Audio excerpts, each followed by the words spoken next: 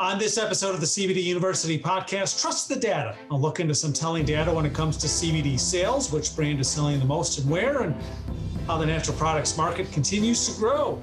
Learn the science behind the data and how we are staying ahead of the CBD industry trends. This is the CBD University Podcast, and it starts right now.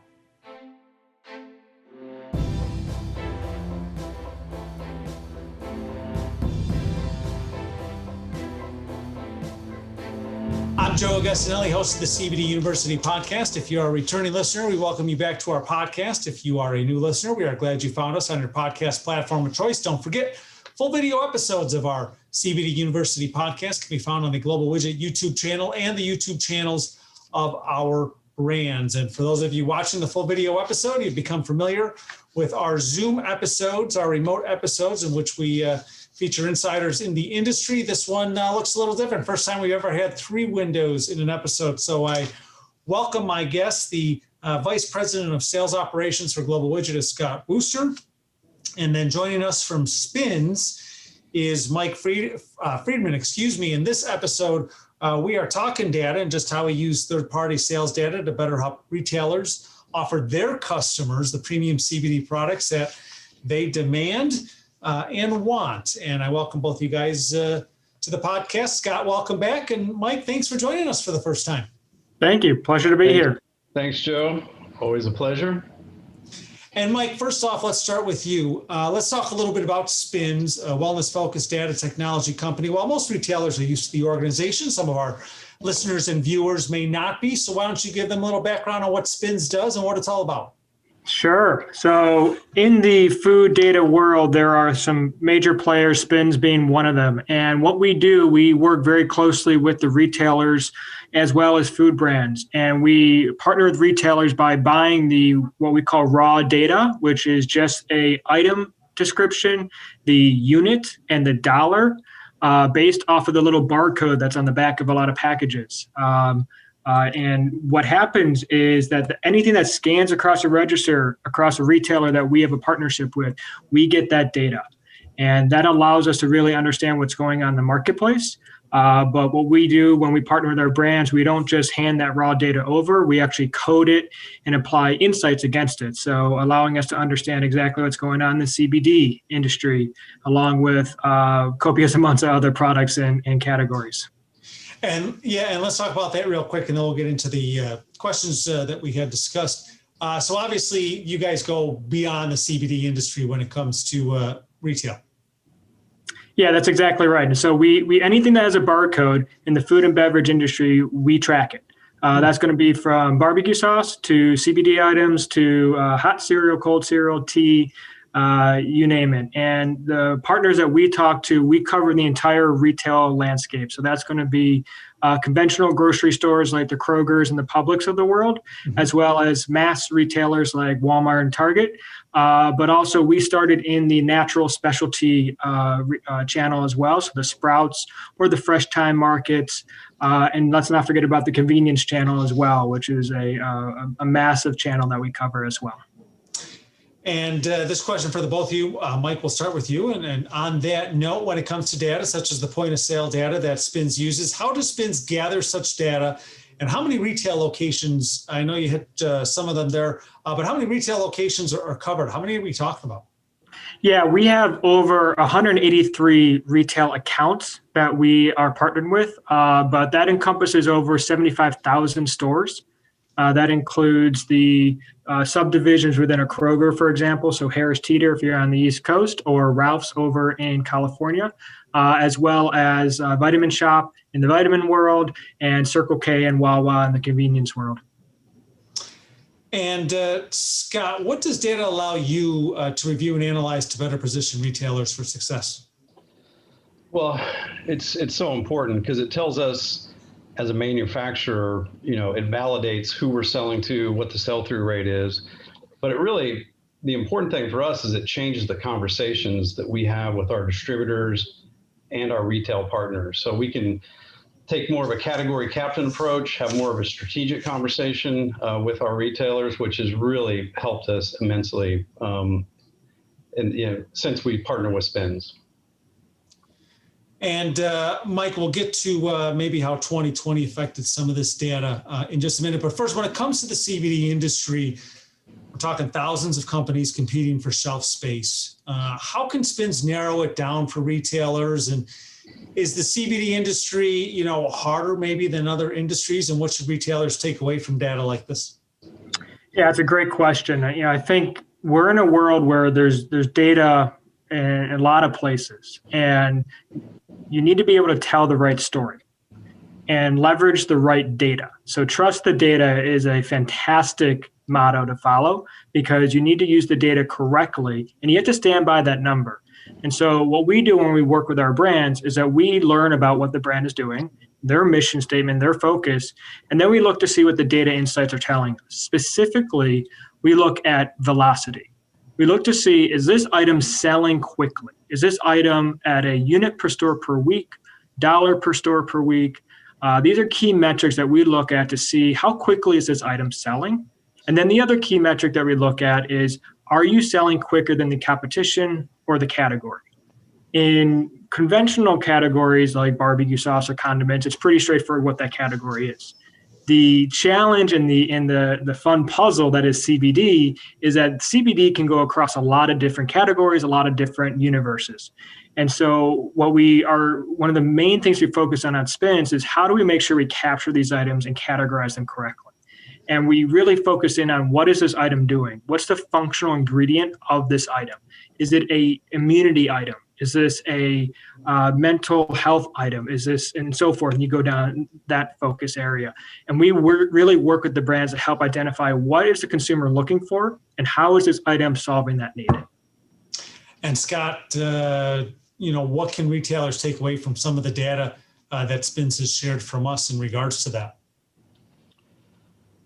Well, all the metrics that Mike just mentioned, units per store per week, those kind of things, dollars per store per week, those are all the metrics that category managers and buyers really care about. And as I mentioned before, because we have the data now, stores know what's selling and not, chains know what's selling and not selling in their stores.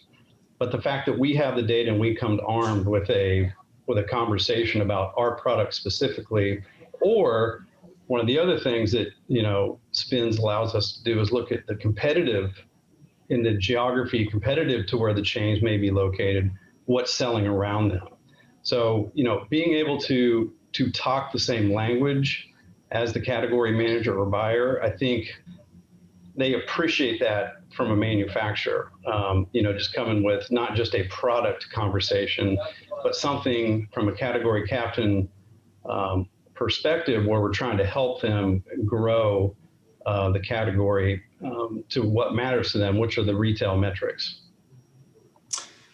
And Mike, obviously, we'll go into some of the research and data insights in a little bit when it comes to the CBD industry, but how did 2020, affect market research with everything that went on, and what's in the retail channel's outlook for, the rest of this year ahead? Yeah, I wish I had that crystal ball, because we're getting that question left and right. But, what was very interesting from a consumption standpoint and from the food and CBD world is the change in buyer habits. So we had a dramatic shift in how consumers are buying their products, their food and their immunity products. And the shift that we're seeing is, where channels that were usually traditional in CBD, for example, like convenience, the consumption habits shifted away as people were forced to change their daily habits. So travel went down, and therefore convenience in general just felt the impact of that. However, the need is still there. And so we're seeing that people are now looking to boost their immunity and use food as medicine. And that's kind of where we're seeing the next phase of this, is that people really leaned in on vitamin D last year as part of the immunity. And now we're seeing people take that and personalizing that to their daily regimen. So 2021 is going to be about food for medicine, and how am I going to take what I did in 2020, vitamin D, vitamin C, and so forth, and inject that into my daily routine. Coming out of that, you're seeing a lot more developments around sleep aid, melatonin. How do we calm down? How do we help with our mental health and things like that? So there's going to be some phasing out in terms of the trends we saw from vitamin D and C. Potentially, they're still very important, but we're seeing a rise in other areas to help balance that out. And with that answer, I just want to thank Mike real quick, and then I'll get to Scott. I don't even have to preview our upcoming podcast episodes and some of the new products because you just did it for me. So there's a little hint on what's coming up on the CBD University podcast and future episodes. Scott, you want to follow up on that? I would, before you gave me a question, I was just going to comment on what Mike just said. Yep. If you can, what he's talking about is why we partnered with SPINS. So it's important that we know the metrics of where our products are selling and how CBD is performing in the area, in the channels that we service. That's important. But if you're listening to what Mike's saying, is he's talking about the trends. Mm-hmm. So it's not, for us, the reason we partner with SPINS is, we want to know the data, but we want to know what's coming. Yeah. So in having conversation with Mike and Greg and some other people on his team, they're giving us ideas for future products. And I don't know if you can see in my background, but I cheated. I actually staged my office. He cheated. He's got products back there we haven't showed on the podcast yet, but that's good because some of those products are going to make their debut on our next podcast episode. So we're just giving you a sneak peek. Well, that's my point, because of some of the conversations we've had with, Mike and his team at SPINS, we are starting to develop in some of these, our prototypes. We are starting to develop products that are product trends based on our relationship with SPINS and our understanding of what's going out in the marketplace. So again, it's a strategic partnership, both for today's, sell-through rates and today's what's moving in the market and what SKUs are working, but really preparing for that next phase of products that are important to people. I was going to mention the trust the data part that Mike mentioned, and Scott, when we talk about trust the data, and you just, kind of answer that, not only are we trusting the data, the statistics, it says, what some of the top brands are in the channels in the industry, but also helping retailers prepare for upcoming trends to make sure they are prepared for maximizing their sell-through. Yep. Yeah. And a lot of times they'll just mention to us, things that customers are asking for, whether that be a distributor we're working with or, a retail chain. And again, it's pretty much always in alignment with what we're hearing from the SPINS team. So it's a nice relationship. And in that revolving retail landscape, how important is it for brands, to stay on top of the latest research data? So in turn that they stay on top of mind for retailers and consumers. Mike, I'll let you answer that first. Yeah, sure. It's incredibly important. I mean, it's a retailer, they look, depending on what they're focused on in terms of their job and what area of the store they're looking at, they look at it like dollars per inch. How much space is that product costing me to have it up there? And therefore, if you're talking about a gummy packet or a shot or something like that, where your brand is standing there and your brand is taking rent on his or her store, therefore, it's incredibly important that that brand pays an ROI to the store. And while CBD and Hemp Bombs being the number one CBD brand there is, has really proven itself, and you trust that data, now as the trends are shifting, evolving, and the consumer is moving to other areas and looking to boost their rest and de-stress and immunity boosting, your brand and your relationship with that retailer is going to be the backbone, because you're going to be pivoting to new areas based on the consumer's needs. And we really help facilitate that conversation so that you can establish that trust from the initial data. And then you can use the data and the partnership we have with you to go and launch the next item with confidence, knowing that rent you're paying is going to keep doing a positive ROI. And Scott, we talk about staying on top of the latest trends, and Mike alluded to it, but what we have seen, why don't you discuss what we've seen about the Hemp Bombs brands in that channel? Well, I mean, Hemp Bombs, in the channels that Hemp Bombs serves, which is primarily convenience, we're, to Mike's point, we're very much have a leadership position, but we don't want to get overconfident in that. Mm-hmm. One of the things that we talk to our distributors and retail chain partners is, we know which SKUs sell well in their stores, right? Because we have the data from that. They know which SKUs sell well. What we do is also look at, competitive information and see if there's any other SKUs that, maybe are selling well that we don't have, which hasn't been the case. But if it was, we would try to get out in front of that and understand, what we should be developing to make sure that they're successful. I mean, as a manufacturer, our job is pretty straightforward. We sell to distributors, and distributors sell to store. And, to Mike's point earlier, they look at shelf space and say, what is each square inch worth? So it's our job to develop products that get our distributors excited because they want to, they got lots of tools in their bag, lots of SKUs to sell. What's going to make them excited about, selling our products into the retail, their retail partners. And then once it hits the shelves, what really turns? So that's why the innovation part and seeing what the trends are, with the SPINS partnership helps. Talking to distributors helps. Talking to the chains helps. Also, we have an Amazon arm of our business as a manufacturing organization, and we use the e-com data. There's analytic tools within Amazon called, Jungle Scout. So we're able to triangulate what we know from the people we deal with every day, the information we get from SPINS, the information we're getting from the e-com side of the business to help us, create, new offerings that we think are going to move at the cash register. Mike, what would you say the biggest challenge facing retailers is when it comes to CBD and what your guys' research has shown? I think CBD, the greatest challenge is just where is it going? I mean, that's an answer. That challenge affects everybody, but it's really prominent with CBD.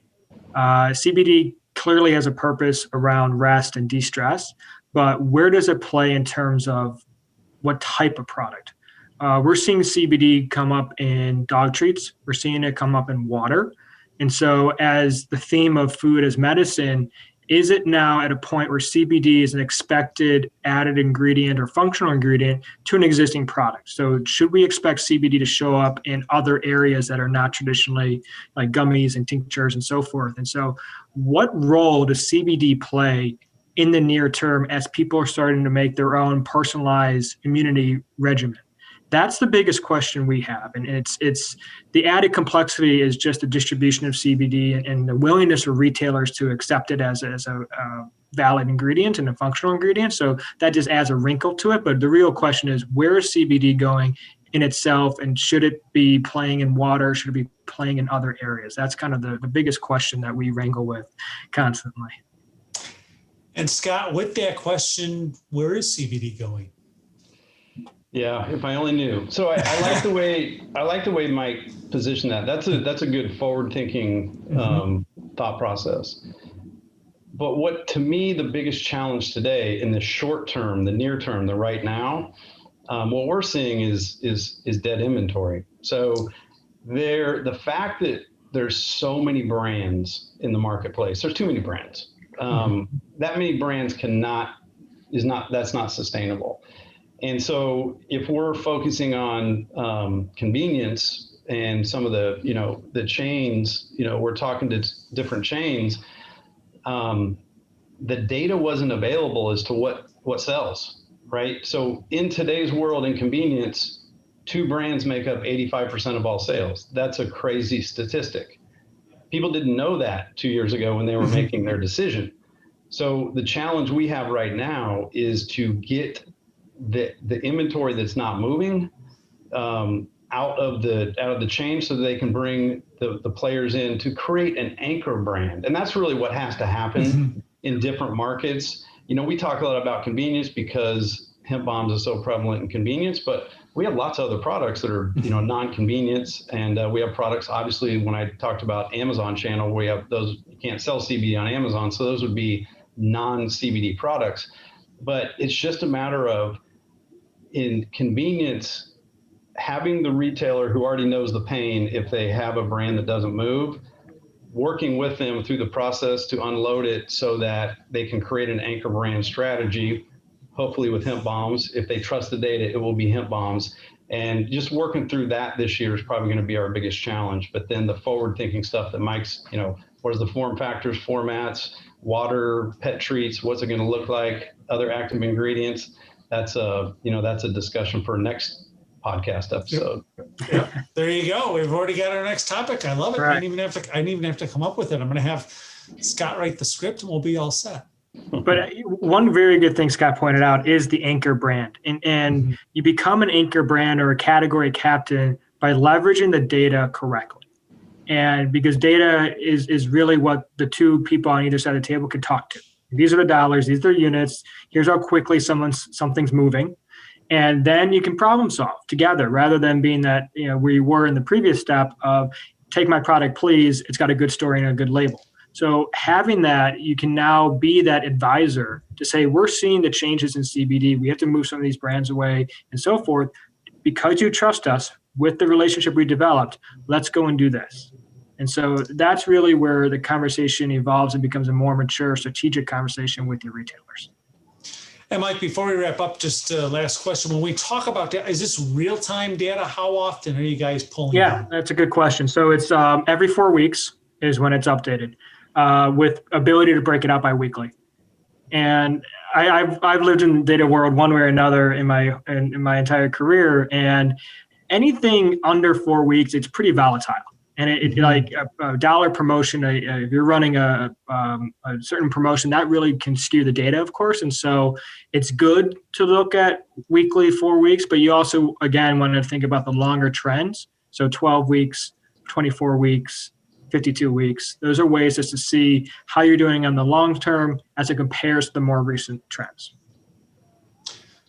Well, Mike, I want to thank you for joining us today. Scott, as always, thank you for joining me on this episode. We're going to have to do this again. Great conversation, a lot of good topics, and I look forward to getting together again to talk about the latest trends and some more data. All right. Thank you so much. A pleasure. Thanks, Mike. Thanks, Joe. And thank you guys, and thank you for listening to this episode of the CBD University Podcast. Reminder that if you have not yet done so, subscribe to our podcast on your favorite podcast platform of choice. You'll get notifications each week when new episodes are published. You can also subscribe on our YouTube channels to see the full video episodes there. I'm Joe Augustinelli, host of the CBD University Podcast. Thanks for tuning in. These statements have not been evaluated by the Food and Drug Administration. CBD products are not intended to treat, cure, or prevent any disease or condition. Always consult your personal physician about CBD and using CBD products. CBD should never be used by anyone under the age of 18. This podcast is not intended to provide legal advice regarding the legal status of CBD and CBD products.